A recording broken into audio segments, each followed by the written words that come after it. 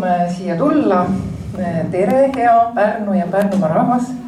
Mina olen tegelikult ka Häädemeeste tüdruk. Mul oli nii hea meel siia tulles näha seina peal seelikut, mis on tuttav. Ja tulen täna siis tõepoolest Tallinnast ja olen Kutsekojas olnud nüüd aastast 2014. Kutsekoda on asutus, mis on loodud siis tööturu ja hariduse vahel silda looma. Alustas kutsestandardite ja kutsetunnistustega. Küsin teie käest, et kui mitmel teist on kutsetunnistus, tõstke palun käsi. Palun väga, pool saali julgesti. Et siis te teate, mis tööd seal tehakse. Alates 2014. aastast teeme me oskuste ja tööjõuvajaduse prognoosi uuringuid. Ja see töö, millest ma täna räägin, on ka sellega seoses loodud. Ja alates 24. aastast oleme loomas uut lähenemist, mis on oskustepõhine lähenemine kompetentside ja kompetentsuse kirjeldamisele, aga sellest ma täna ei räägi. Täna räägin sellest kogumikust. Nüüd ongi see hetk, kui ma võtan Marisele su käest ära ja näitan. See on töö ja oskused 2035, mille me koostasime nüüd teist korda 10 aastat tagasi, esimest korda, mis räägib tulevikust. Kohe näitan ka selle sisu ja ma selle raamatu, mis ma kaasa tõin, kingin Pärnu raamatukogule. Koostasime selle koos Ott Pärnaga. Ja just sellepärast, et vaadates otsa töö tulevikule kuni 10 aastat ettepoole, täna ja kuni 10 aastat ettepoole, siis nagu Tailiga juba rääkis, et muutused on mõneti ettearvamatud mitmetel põhjustel.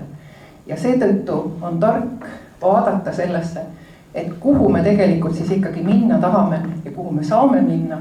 Ja vana Rooma filosoof on öelnud juba seda, et sellele, kes ei tea, mis sadamas seda purjetab, ei ole ükski tuul soodne.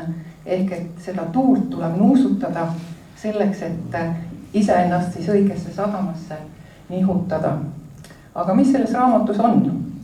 Ilmselgelt ei saa ma täna kõigest rääkida, mis siin on, sest siin on palju trendid, ehk siis suundumused, mis mõjutavad meid, kas me tahame või ei taha, riskid maailmas, lühemas ja pikemas vaates, töö ja töötamise tulevikku puudutavad stsenaariumid, juhtimine turbulentses maailmas, ennast juhtiv inimene, erialased ja üldoskused, millele ka sa viitasid siin, et üldoskused just sellised probleemi lahendamisoskus, meeskonnatöö oskus, mis tuli välja ka Ameerikas, mis on kirjas ka selles raamatus.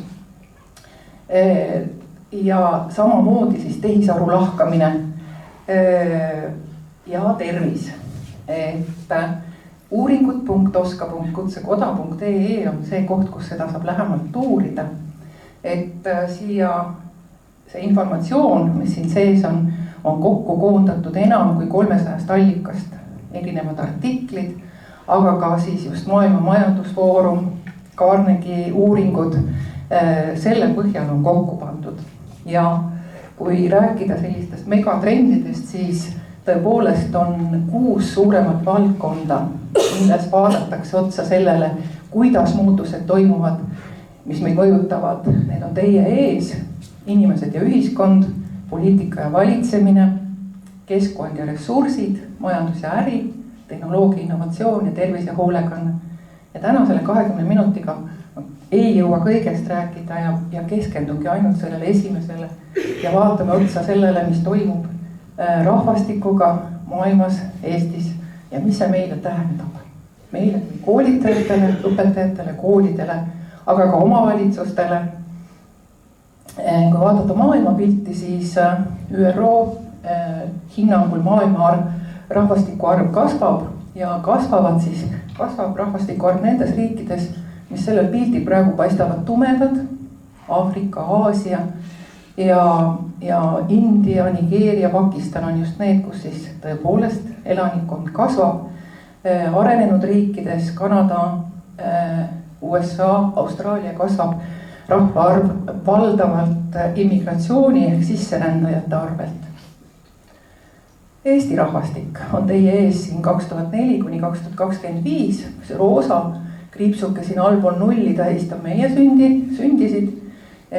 Sisseränne on kollane, mis hüppab siis teadagi mille pärast 22. aastal lakke. Ja väljaränne on siis sinine või lillakas joon. Nagu näete, siis juba alates 2014. aastast on sisseränne olnud suurem veidi kui väljaränne. Ja tegelikult on ta tagasi nüüd selles samas positsioonis, mis ta oli enne ukrainlaste siia tulekut.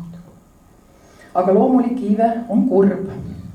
Siin on teie ees nüüd Eestis viimase 100 aasta jooksul ja natuke peale sündinud inimesed. Siin otsas on kõige nooremad, eelmisel aastal 25 sündinud, alla 10 000 ja siin taga on kõige vanemad. Ja ma mitte ei taha neile kõiki pulkasid ette jutustada, vaid näidata seda kogu pilti just sellepärast, et esimeses Eesti Vabariigis sündis 20 000 ümber inimesi. Väike auk tekkis peale teist maailmasõda, aga jällegi olime siin 20 000 last igal aastal ja 70. kuni laulva revolutsioonini kasvas järjest sündide arv. Ja siin me laulsime lapsed endale tuppa laulva revolutsiooniga 25 000 last sündis aastas.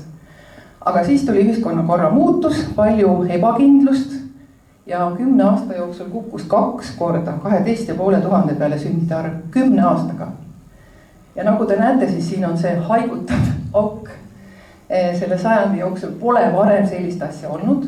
Et huvitaval kombel just selle 2010. aasta masu ajal tõusis siis sündide arv 16 000 peale. Üks hüpotees on, ei ole uuritud, aga hüpotees on, et tööd kadusid ja mindigi lapsevanema või ema puhkusele. Jah, aga see on ainult hüpotees. Ja pärast seda kukkus ta 13-14 000 peale ja viimastel aastatel on see kukkumine siis pehmelt öeldes tugev. Ja kui me mõtleme, et tegelikult meil nüüd sünnitamas on juba need eagrupid, kes on selle Kelgumäe serval, et siis võib arvata, et seda numbrit siit üles saada on paganama keeruline. Kui me selle sama pildi paneme nüüd tööturule ja mõtleme seda tööturu vaates, siis eelmised pulgad on nüüd siin selleks siniseks kriipsuks joonistunud ja see sinine kriips näitab meile neid Eestis sündinud inimesi 24. aastal ja see oranž või kollane näitab siis 2035. aastal, mis tänase seisuga on siis ainult mitme aasta pärast, 9. Ja siis selle aja jooksul kuni 19 aastaste seas väheneb 27 000 inimest. 27 000. Kui palju Pärnumaal on inimesi? Palju Tori vallus on inimesi? Pärnumaal on 1. detsember 80. Siis Pärnumaaga ikka ei anna võrrelda. 27 on natuke rohkem kui Tori vallas.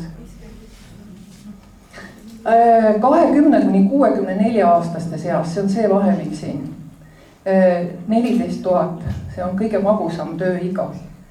Aga hea uudis on see, et siin tagumises otsas meid saab järjest rohkem olema. Ja sellel on nii plusse kui miinuseid, eks ole. Et tõsiasi on see, et neid, kes teevad tööd ja maksavad sotsiaalmaksu, jääb vähemaks, mis tähendab seda, et see tagumine ots peab olema väga krapsakas, eks.